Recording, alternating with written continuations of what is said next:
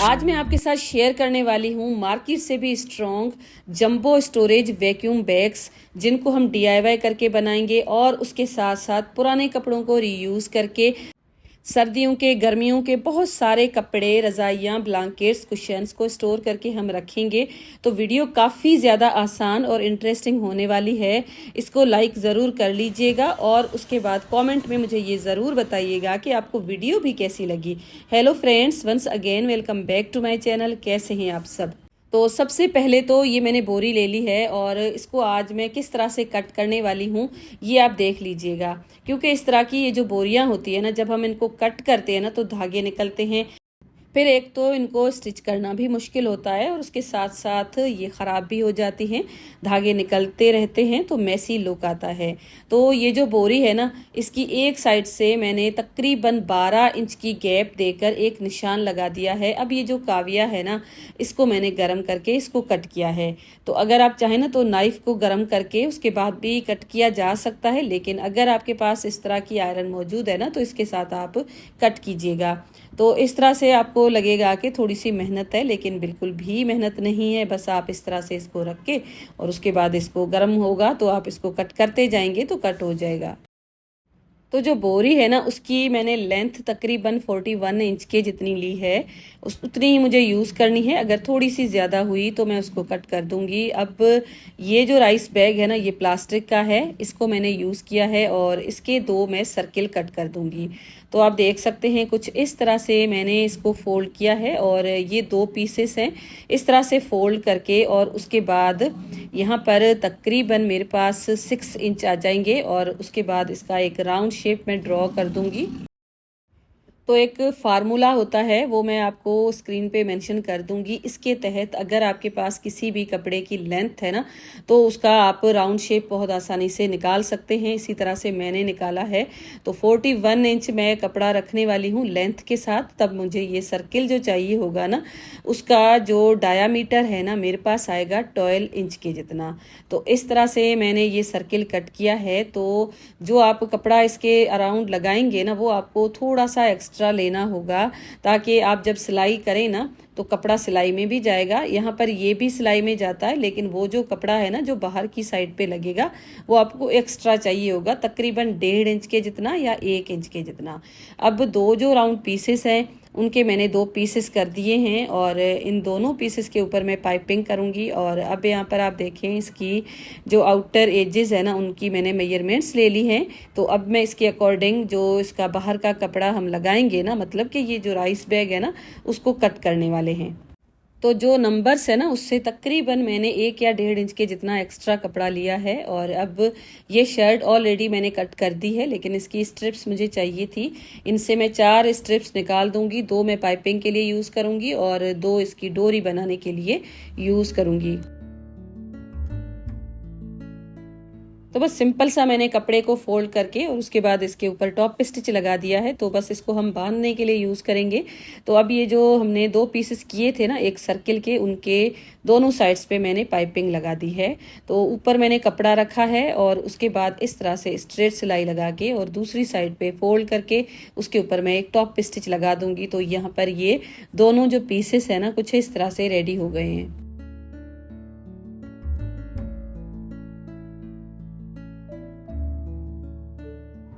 तो दो पीसेस थे डोरियों के, उनको मैंने कट कर दिया है 4 पीसेस में।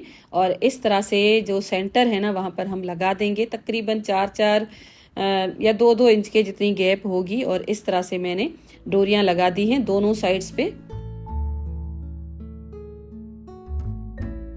तो अब जो राइस बैग है ना, उसको हम इस प्लास्टिक के बैग के ऊपर कुछ इस तरह से लगा देंगे। तो सिंपल सा ये आइडिया है। इस तरह के आइडियाज़ काफ़ी बार मैंने आपके साथ शेयर किए हैं, तो इसको आप आसानी से बना सकते हैं। और अब गर्मियां जाने वाली है, गर्मियों में एसी में यूज़ होने वाले जो क्विल्ट वगैरह होते हैं ना, उनको हम स्टोर करके रखते हैं। तो उसके लिए ही मैंने इनको बनाया है। तो यहाँ पर मैं इस तरह का बनाऊंगी ना कि डस्ट मट्टी बिल्कुल भी नहीं जाएगी। इसको आप स्टोरेज के लिए भी यूज़ कर सकते हैं और सिटिंग के लिए भी यूज़ किया जा सकता है। तो इसकी जो साइड्स है ना, उनके ऊपर ये राइस बैग मैंने लगा दिया। तो बस दोनों तरफ से मैंने लगा दिया था और एक ही मेथड है, तो उसको लगाना इतना कोई मुश्किल नहीं है। तो अब ये जो शर्ट है ना, इसको मैं कट करूंगी। तो अब ये जो पुरानी कुर्ती है ना, इसको मैं कट करने वाली हूँ। और ये लॉन है ना, अच्छी वाली है, ऐसा नहीं है कि फट जाएगी। बस ये कि कलर इसका थोड़ा सा फेड हो गया है, तो अब मैं इसको यूज़ नहीं करूँगी। तो यहाँ पर इसके जो दामन है ना, उनमें जो बॉर्डर लगे हैं ना, उनको सबसे पहले मैं कट करने वाली हूँ। तो तकरीबन मैंने 12 इंच की गैप दे दी थी, और इस तरह से इसके पहले दामन पर जो बॉर्डर्स लगे हैं ना, उनको मैंने कट करके सेपरेट कर लिया था। और एक ही कुर्ती में आप इसको बना लेंगे। अगर आपके पास स्मॉल साइज़ की है ना, तो आपके जो आस्तीनें हैं ना, दोनों यूज़ हो जाएंगी। यहाँ पर मैंने एक ही यूज़ की थी। तो यहाँ पर 12 इंच की गैप देकर दोनों दामन मैंने कट कर दिए। साइड्स में सिलाई वगैरह लगी थी ना, उसको भी मैंने कट कर दिया है। अब ये जो आस्तीन है ना, उसको मैंने पहले तो इस तरह से कट किया है, और उसके बाद आप देखें इसकी जो कनी वगैरह है ना, उसको भी कट करके बिल्कुल स्ट्रेट मैंने कर दिया है। तो अब ये जो पीस है ना, इसके साथ ही मैं लगा दूंगी। आप इसकी जो विड्थ है ना, उसको भी इंक्रीज कर सकते हैं, लेंथ को भी इंक्रीज कर सकते हैं। तो बस कटिंग वगैरह जो मुझे करनी थी ना, वो मैंने कर दी है। और लेस जो लगी है उसको मैंने नहीं निकाला है। अब ये तीनों पीसेस एक साथ मैं जोड़ दूंगी। अब हमें 2 सर्किल चाहिए होंगे, तो जो प्लास्टिक है उसी की साइज़ के अकॉर्डिंग मैंने 2 सर्किल कट करके सेपरेट कर दिए हैं। और इसको सेंटर से कट नहीं करना है, इनके ऊपर हम जिप लगाएंगे। अब जो ये हमने पीस कट करके अलग किए थे ना, इनके ऊपर जिप लगाएंगे, लेकिन इसकी लंबाई थोड़ी सी ज़्यादा थी, तो मैंने इसको कट कर दिया है। और इसकी भी मैंने 41 इंच के जितनी रखी है लेंथ। अब मेरे पास एक जिप है, तो इसके ऊपर सबसे पहले जिप को मैंने उल्टा करके रखा है, और उसके बाद मैंने इसके ऊपर लगा दी है सिलाई, और उसके बाद टॉप स्टिच भी लगा दिया था। तो यहाँ पर ये सिलाई भी लग चुकी है। अब इस जिप का जो दूसरा पीस है ना, वो हमारे पास जो राउंड शेप है ना, एक उसके ऊपर कुछ इस तरह से मैं लगा दूंगी। तो इस तरह से जिप लगाने का मेथड बिल्कुल आसान है। रनर भी मैंने साथ में ही इंसर्ट कर लिया था। तो देख सकते हैं कुछ इस तरह से जो सीधा कपड़ा है ना लंबाई में, वो मैंने ऊपर की तरफ रखा है, और गोलाई वाला जो पीस है वो नीचे की तरफ है। तो अब अगर आपको थोड़ा सा कपड़ा एक्स्ट्रा हो जाता है ना, तो उसको आप कट कर लीजिए। मैंने इसकी लेंथ थोड़ी सी लंबाई में रख दी थी, क्योंकि अगर कपड़ा कम पड़ता है ना तो मसला हो जाता है। अगर एक्स्ट्रा होता है ना, तो हम उसको कट कर सकते हैं। तो मैं जब भी कोई ऑर्गेनाइज़र वगैरह बनाती हूँ ना, तो एक्स्ट्रा कपड़ा छोड़ देती हूँ, तो मसला नहीं होता है। तो अब यहाँ पर ये सिलाई लगा दी, और उसके बाद साइड वाली जो सिलाई है ना, उसको भी मैंने लगा दिया है। दूसरा जो सर्किल है ना, उसके ऊपर ये जो लेस है ना, इसको नज़र आना चाहिए, इसीलिए मैंने इसको रिमूव नहीं किया है। तो इस तरह से इस सर्किल को नीचे की तरफ रखना है, और दूसरी साइड पे ये जो लेस वाली पट्टी है ना, बल्कि जो कपड़ा है, वो ही हम इस तरह से लगा देंगे। तो अब ये जो लेस है ना, अंदर की तरफ नहीं जाएगी। तो अगर आपके पास दामन पे लेस नहीं लगी है, या तो फिर आप लेस नहीं लगाना चाहते, तो आप जिस तरह से मैंने फर्स्ट वाला सर्किल अटैच किया है उसी तरह से कीजिएगा। लेकिन मुझे ये जो लेस है ना, इसको ऊपर की तरफ रखना था, ताकि थोड़ा सा एक अच्छा सा लुक आ जाए। सिलाई लगाते लगाते थोड़ा सा जब पीस बचा ना, तो सिलाई लगाना थोड़ा सा मुश्किल हो रहा था। तो जिप को खोल के इस पीस को मैंने इस तरह से रखा है, और अब इसके ऊपर सिलाई लगाना बिल्कुल आसान हो गया है। और इस तरह से ये पूरा पीस हो जाएगा रेडी। और उसके बाद जो सर्किल जिसके ऊपर हमने जिप लगाई है ना, वहाँ पर एक टॉप स्टिच लगा देंगे, और बस ये फिनिश हो जाएगा।